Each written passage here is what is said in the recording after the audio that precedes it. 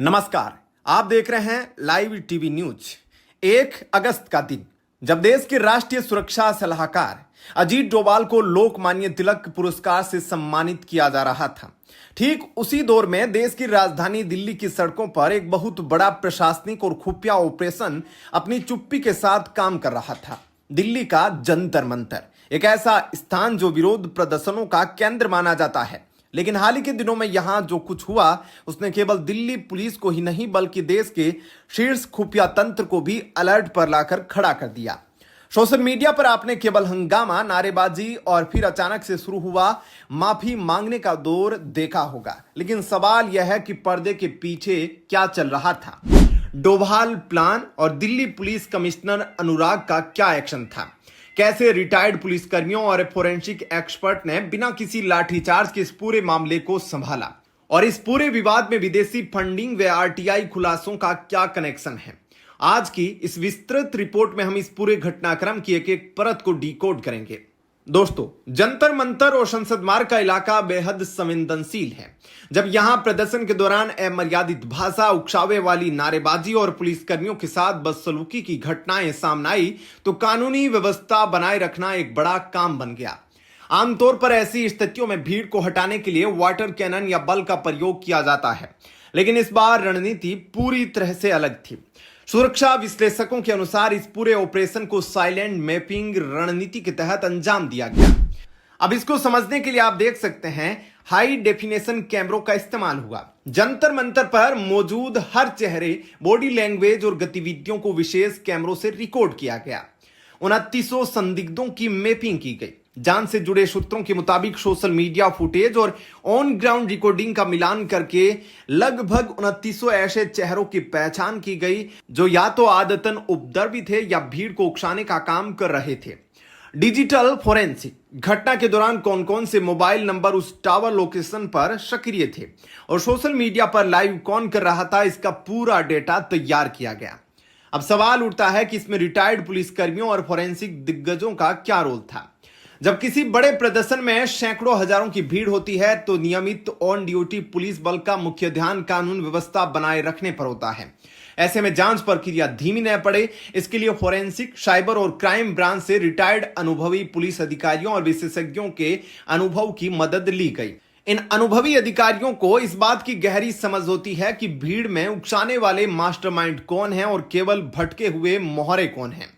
Forensic expert की मदद से वायरल वीडियो के साथ कोई छेड़छाड़ न हो, इसके लिए डिजिटल सिग्नेचर और वॉइस मैपिंग की गई ताकि कोर्ट में यह सबूत पुख्ता रहे। यही कारण था कि पुलिस ने जल्दबाजी में कोई हिंसक एक्शन नहीं लिया, बल्कि पर्दे के पीछे से अपने कानूनी फाइल मजबूत की। जैसे ही दिल्ली पुलिस की स्पेशल सेल और क्राइम ब्रांच की ओर से चिन्हित किए गए लोगों के घरों पर विधिक समन पहुंचने शुरू हुए, जंतर मंतर का पूरा माहौल बदल गया। जो लोग कुछ घंटों पहले सोशल मीडिया लाइव पर अभद्र भाषा का इस्तेमाल कर रहे थे, उनके हाथ जोड़कर माफी मांगने वाले वीडियो वायरल होने लगे। लेकिन यहां एक बड़ा रणनीतिक मोड़ आया। अगर सरकार या प्रशासन इन माफी मांगने वाले युवाओं पर तुरंत अत्यधिक सख्त कार्रवाई करता तो कुछ असामाजिक तत्व इसे पीड़ित कार्ड की तरह इस्तेमाल करके देश में नया नैरेटिव खड़ा करने की कोशिश कर सकते थे।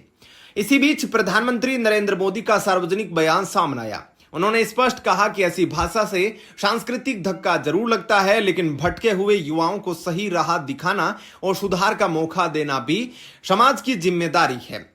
प्रधानमंत्री के इस बयान ने उन ताकतों का एजेंडा पूरी तरह से ध्वस्त कर दिया जो इस मुद्दे को तूल देकर सड़कों पर अशांति फैलाना चाहते थे। कहानी सिर्फ एक दिन के विरोध प्रदर्शन तक सीमित नहीं है। अब इस मामले की जांच उस दिशा में बढ़ रही है जहां से ऐसे आयोजनों को रसद और फंड मिलता है। स्वतंत्र जांचकर्ताओं और आरटीआई कार्यकर्ताओं द्वारा दायर की गई याचिकाओं से कुछ ऐसे सवाल सामने आए हैं जिन्होंने जांच एजेंसियों का ध्यान खींचा है। पहला तो यह असीमित आय और जीवन शैली। कुछ प्रदर्शनकारी और उनके परिवारों की घोषित आय और उनके द्वारा विदेशों में पढ़ाई या महंगे लाइफ स्टाइल पर होने वाले खर्च में बड़ा अंतर देखा गया। दूसरा, संस्थागत चंदा और एनजीओ। क्या इन प्रदर्शनों के पीछे कुछ ऐसे अनरजिस्टर्ड या एनजीओ आधारित नेटवर्क काम कर रहे थे जिन्हें विदेश से या संदिग्ध स्रोतों से फंडिंग मिल रही थी। तीसरा, पैटर्न का विश्लेषण। किसान आंदोलन, सीएए विरोध और पहलवानों के प्रदर्शन के बाद क्या अब छात्र और युवा असंतोष के नाम पर एक नया टूलकिट तैयार किया जा रहा था। दिल्ली पुलिस की स्पेशल सेल और वित्तीय एजेंसियां अब इन सभी बैंक अकाउंट्स और फंडिंग ट्रेल की फोरेंसिक ऑडिट कर रही है। निष्कर्ष यह है कि जंतर मंतर पर हुआ यह पूरा घटनाक्रम सिर्फ एक आम विरोध प्रदर्शन नहीं था।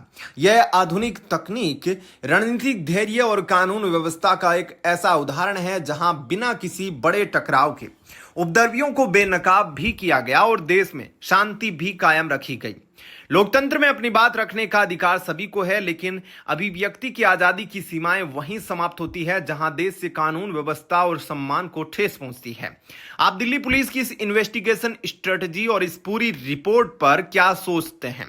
अपनी राय कमेंट सेक्शन में जरूर साझा करें। अगर आपको यह गहन विश्लेषणात्मक रिपोर्ट पसंद आई हो तो इसे लाइक करें, अपने दोस्तों के साथ शेयर करें और निष्पक्ष खबरों के लिए चैनल को सब्सक्राइब करना न भूलें। धन्यवाद।